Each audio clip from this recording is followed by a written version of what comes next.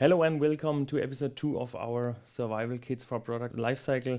At our first episode, we introduced SAP ECTR, but today we don't want to go deeper into the SAP ECTR, but we want to focus on a really game-changing topic, artificial intelligence.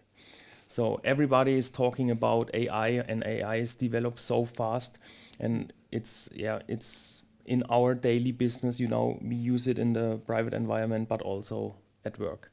Yeah, and I guess this takes us to a key question. So, which data does the AI actually use? And I guess, therefore, in the SAP ecosystem, we have quite a good foundation because we not only have all the product relevant data, we also have the business data, the ERP data, and the logistical data, and so on and so on. So, we have more or less the data of the whole enterprise in one system. And this makes AI super, super powerful throughout the SAP ecosystem. And this is also, I guess, exactly why we today talk, because I would say our next tool would be some kind of an AI survival scout that we might use, or you might use. Absolutely. And today employees want to find the informations the same way they do in their private lives. They just ask a simple question, and in natural language without any SAP transaction codes or expert knowledge. So it's really it could be complex to navigate, but that's not what the employees want. I mean, sure. I mean, let's be honest. In a private life, I'm using ChatGPT, I'm using Copilot, maybe Gemini, and so on and so on. And why not use that in a controlled and smart environment also in the business area? Because you were right. I don't want to look for transaction codes. I don't want to look for Fiori apps. So the question is, how can we make these easy applications in an easy way available inside the SAP system? And of course, since we are working with critical data in a secured and a controlled way. Security is absolutely critical because, we are dealing with highly sensitive product and process data. And let me say, that's why one clear rule applies. So the AI can only access to data which the user has the rights for. So and he's authorized to use this data. So all existing SAP roles and permissions remain fully in place. Yeah, and I can only agree on what you said 100%, because let's take change management as an example. For me as an end user, it doesn't really matter, which of the documents has been changed, and not just, okay, this, and this has been changed, right? And this is information that is missing today.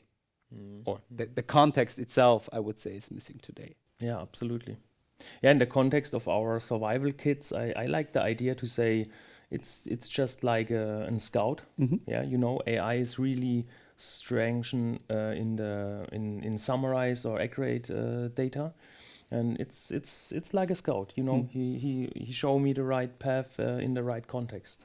Yeah, and I guess scout and context is exactly the right buzzword, because I would say this context is today at least some kind of hidden. I mean, the data is there in the system, but the contextual information is lots of manual effort to gather all that information in one place and make it visible.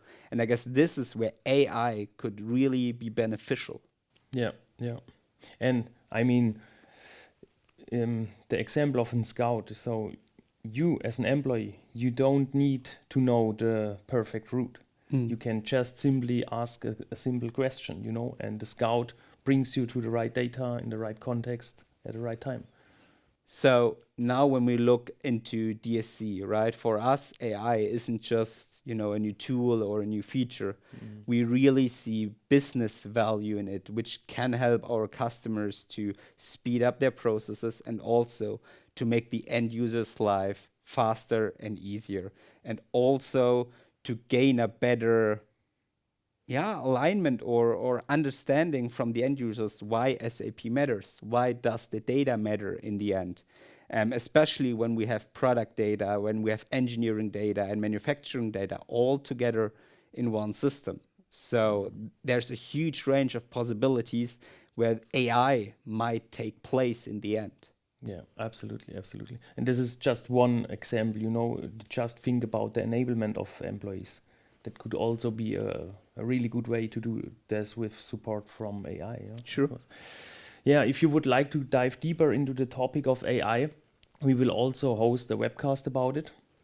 And yeah, you will find more about informations in the description under the Below, video. I guess. Yeah. Yeah, and of course, we always appreciate your feedback. So if you have any ideas, we would love that to hear from them. And yeah, I guess that's it for today. I guess there's a new episode coming up. What is it called? What might it be called? sure.